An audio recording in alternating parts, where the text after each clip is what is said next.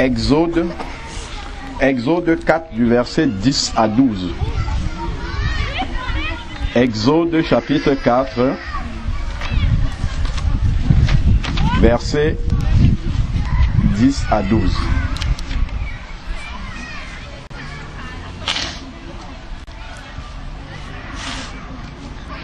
Et Moïse répondit à l'Éternel: Hélas, Seigneur, ni d'hier, ni d'avant-hier, je ne suis point un homme qui ait la parole aisée.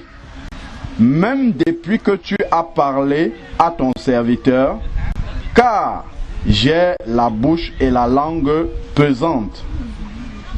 Verset 11. Et l'Éternel lui dit: Qui a fait la bouche de l'homme? Ou qui a fait muet ou sourd, ou qui a fait le muet ou le sourd, ou le voyant ou l'aveugle? N'est-ce pas moi l'Éternel? Va donc maintenant, et je serai avec ta bouche, et je t'enseignerai ce que tu auras à dire. Amen. Le Seigneur encore nous rappelle, comme il a dit, allez par tout le monde et faites de toutes les nations des disciples. Allez annoncer le salut à toute la création, par cette même parole que le Seigneur a envoyée par Moïse. Il envoyait Moïse comme étant le libérateur, comme étant le messager du salut, et c'est le même appel que le Seigneur a pour chacun d'entre nous aujourd'hui, d'aller vers ceux-là qui n'ont pas la vie, pour ressusciter justement ceux qui sont morts et qui n'ont pas cette vie. Et si nous nous doutons de ce que nous allons dire lorsque nous serons devant ces personnes, tel que Jésus a dit dans Matthieu 28 au verset 20, et voici je suis avec vous tous les jours jusqu'à la fin du monde. Ici le Seigneur va nous dire: je serai avec ta bouche. Donc quand la bouche va s'ouvrir, le Seigneur lui-même va prendre le relais pour parler, pour dire ce qu'il y a à dire. Et nous recevons cela par la foi.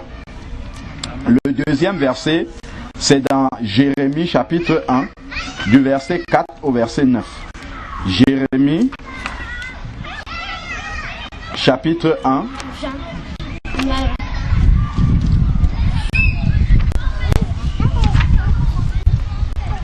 verset 4 à 9.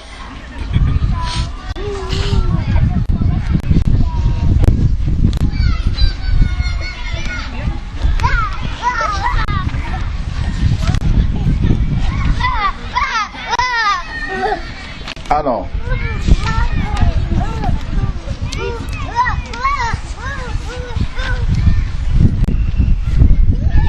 Jérémie chapitre 1 verset 4. La parole de l'Éternel me fut donc adressée et il me dit: avant que je te formasse dans le sein de ta mère, je t'ai connu.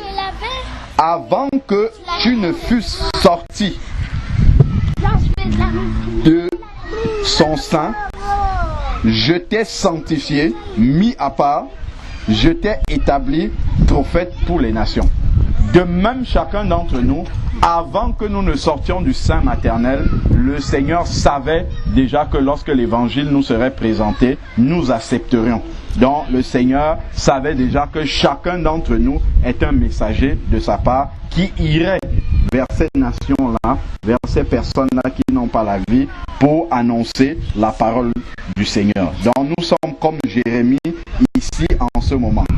Et il dit prophète des nations, c'est-à-dire ceux qui n'ont pas encore reçu la parole de Dieu.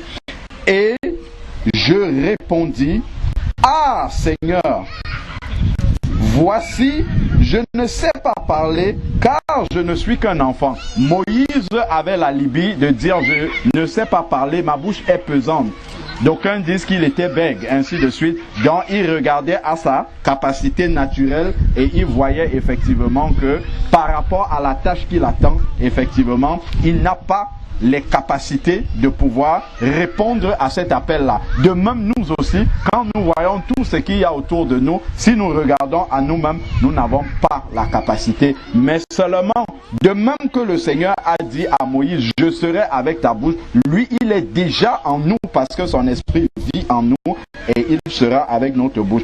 De même, ici, là, Jérémie aussi regarde à ses capacités personnelles et dit non, je ne pourrai pas, je ne suis qu'un enfant. Regardez tout ce qu'il y a autour de nous. Et maintenant, le Seigneur va lui dire une chose.